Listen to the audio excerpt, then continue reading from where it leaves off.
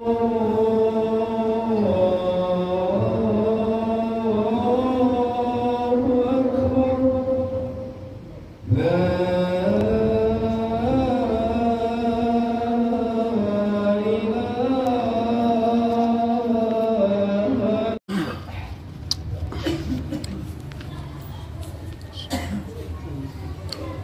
hamdalillah nahmaduhu wa nasta'inuhu wa nastaghfiruh wa na'udzu billahi min shururi anfusina wa sayyiati a'malina may yahdihillahu fala mudhillalah wa may yudlilhu fala hadiyalah.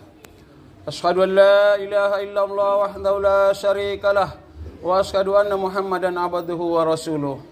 Allahumma shalli wa sallim wa barik ala sayyidina Muhammad ibni Abdullah wa ala alihi washabihi wa man walah. Amma ba'du. Ayuhal muslimuna rahimakumullah, usikum wa iyaya bitaqwallahi wa ta'atihi la'allakum tuflihun. Qala Allah ta'ala fi kitabihi, ya ayyuhalladzina amanu taqullaha haqqa tuqatihi wa la tamutunna illa wa antum muslimun. Ya ayyuhalladzina amanu taqullaha wa qulu qawlan sadida yuslih lakum a'malakum wa yaghfir lakum dhunubakum wa man yuti'illaha wa rasulahu faqad faza fawzan 'azima. Saudara-saudaraku hadirin sidang Jumat rahimakumullah.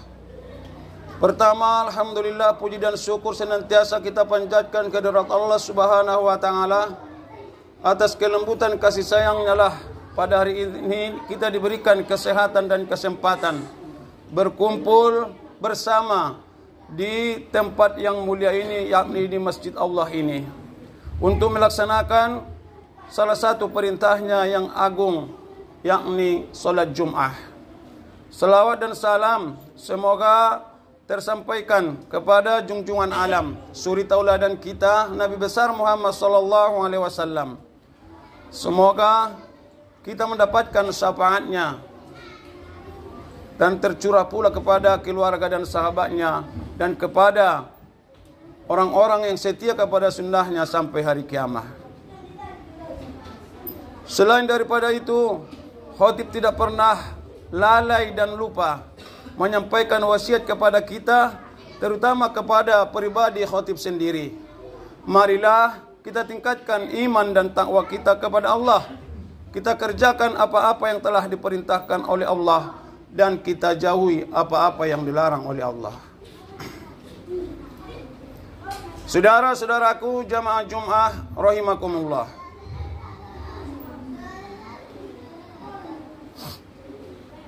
Kita menyatu dalam salat. Maksudnya seluruh alam semesta ataupun jagat raya yang sangat besar ini Allah satukan gerakannya melalui gerakan salat. Oleh karena itulah saudara-saudaraku, untuk mengawali khutbah ini, perhatikanlah sabda Nabi sallallahu alaihi wasallam yang diriwayatkan oleh Imam At-Tirmizi dan Nasa'i. Inna awwalu ma yuhasabu bihil abadu yaumal qiyamatihi min amalihi salatuh. Sesungguhnya perkara yang pertama kali nanti dihisab, dihitung di hadapan Allah dengan amal hambanya adalah ibadah salat. Fa in soluhat, jika salatnya baik, faqada aflaha wa anjaha, maka sungguh beruntunglah dia dan selamatlah ia. Wa in fasadat, jika salatnya rusak, salatnya bolong-bolong, salatnya diremehkan, faqada khaba wa khasira, dia celaka dan merugi. Kenapa luar biasa ibadah salat ini?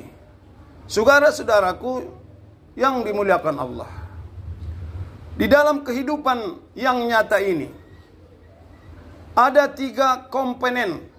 Artinya komponen adalah kelompok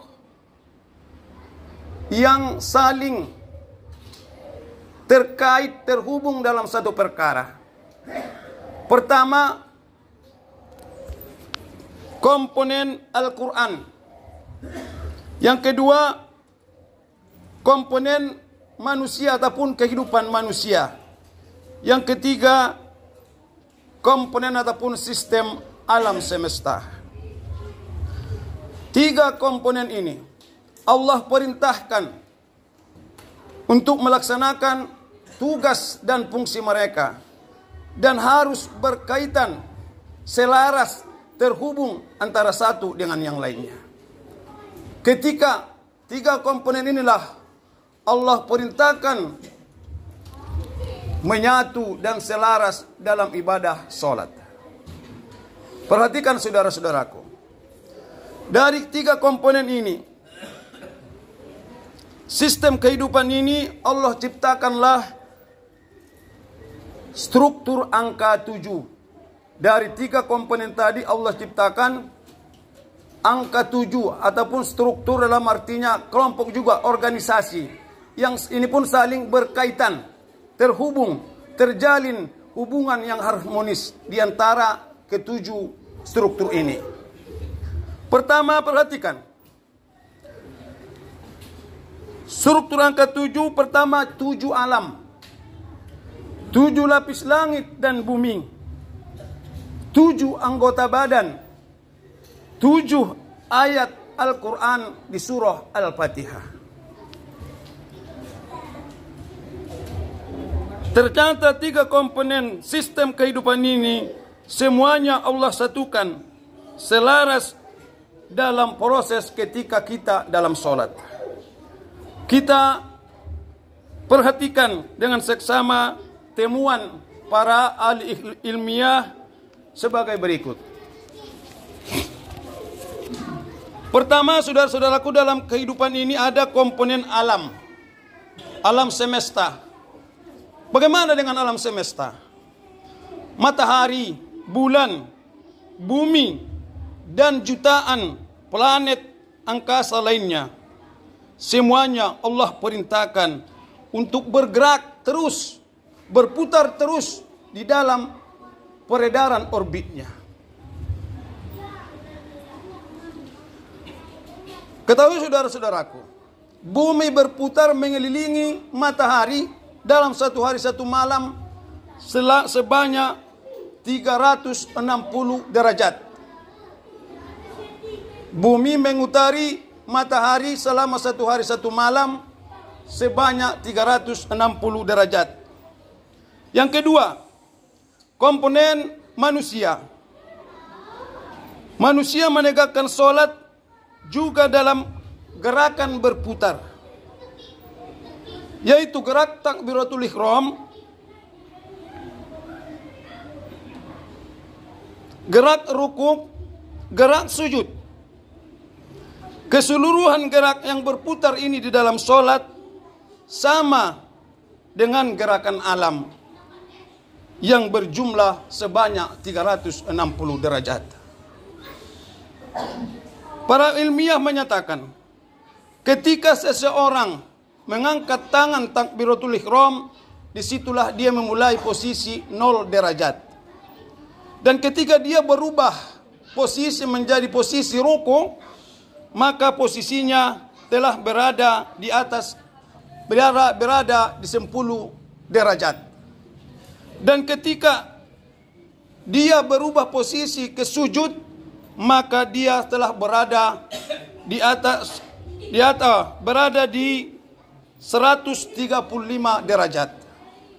Dan ketika dia mulai kembali sujud kedua kali, maka dia telah melakukan gerakan berputar 135 derajat yang kedua.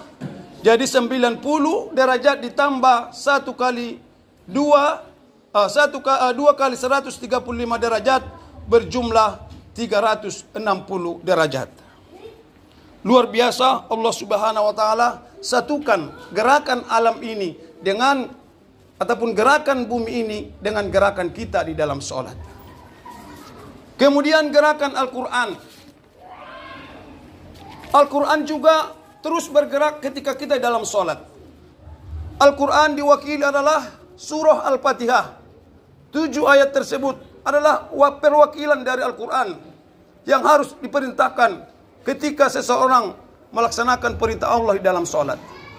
Bukankah kita tahu setiap sholat, kalau tidak dibacakan suratul Fatihah setiap ruku, maka sholatnya tidak sah. Luar biasalah ketika komponen ini, saudara-saudaraku, ketika kelompok ini disatukan Allah, bagaimana mereka melaksanakan perintah Allah, sujud, ruku, dan bertasbih kepada Allah Subhanahu wa ta'ala. Oleh karena itulah, para penemu ilmiah ini diperjelas oleh Allah dalam firman-Nya dalam surah Al-Isra ayat 44 yang berbunyi, tusabbihu lahus samawati sab'u wal ardu wa man fihinna. Telah bertasbih 7 lapis langit dan bumi dan apa-apa yang berada di dalamnya. Dan kamu tidak pernah tahu bagaimana bunyi tasbih mereka. Saudara-saudaraku yang rahmati Allah Subhanahu wa ta'ala, apa hikmah yang kita ambil dari penjelasan di atas tadi? Ketahuilah, ketika kita dalam melaksanakan sholat, sebenarnya kita bukan saja sedang berzikir dan berdoa kepada Allah, tetapi sengaja kita telah terkait menjalin hubungan keharmonisan yang baik dengan alam, dengan Al-Quran. Sebaliknya, apabila seseorang itu tidak melaksanakan sholat, maka dia sengaja telah melaksanakan, selain melakukan perbuatan dosa kepada Allah, dia juga telah melaksanakan penentangan terhadap ketiga komponen. Pertama, komponen alam, yang sebagaimana alam dikatakan tadi terus berputar, bergerak melalui orbitnya. Begitu pula dengan Al-Quran. Maka coba bandingkan, ketika kita tidak sholat, berarti coba kalau kita bandingkan, kalau alam ini saja tidak mau bergerak pada orbitnya, bagaimana? Pastilah kematian yang akan datang. Maka begitulah para ulama, para ilmiah menyatakan, ketika seseorang itu tidak mau sholat, meninggalkan sholat, maka dia telah menyatakan dirinya mati sebelum ruhnya dicabut oleh malaikat maut. Kenapa? Karena dia sudah memutuskan hubungan dengan komponen yang dua tadi, komponen alam dan komponen Al-Quran. Saudara-saudaraku yang rahmatullah Allah Subhanahu wa ta'ala, oleh karena itulah sengaja perintah sholat ini adalah suatu ibadah yang sangat mulia, yang nomor 1.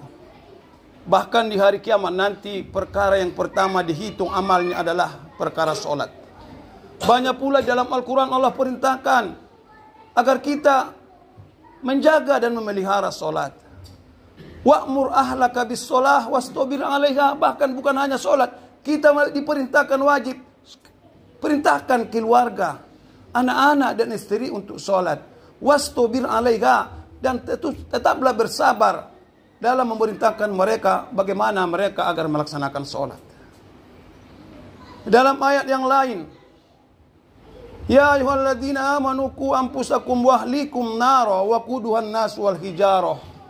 Hai orang-orang yang beriman, peliharalah diri kamu dan keluarga kamu dari api neraka. Bagaimana kita harus memelihara diri dan keluarga dari neraka? Pertama, peliharalah salat Anda. Saudara-saudara yang rahmati Allah Subhanahu wa taala, karena ketika kita sudah memelihara salat, maka seperti kata Nabi tadi, faqada aflaha wa anjaha, dia telah beruntung dan akan selamat dalam kehidupan dunia dan akhirat. Mudah-mudahan khutbah yang singkat ini dapatlah sebagai motivasi bagi kita agar selalu memelihara dan meningkatkan ibadah salat kita. Amin. Amin ya rabbal alamin. Barakallahu li wa lakum fil Qur'anil azim. Wa nafa'ani wa iyyakum bima fihi minal ayati wa dhikril hakim. Aqulu qouli hadza fastaghfiruhu innahu huwal ghafurur rahim. Bismillah.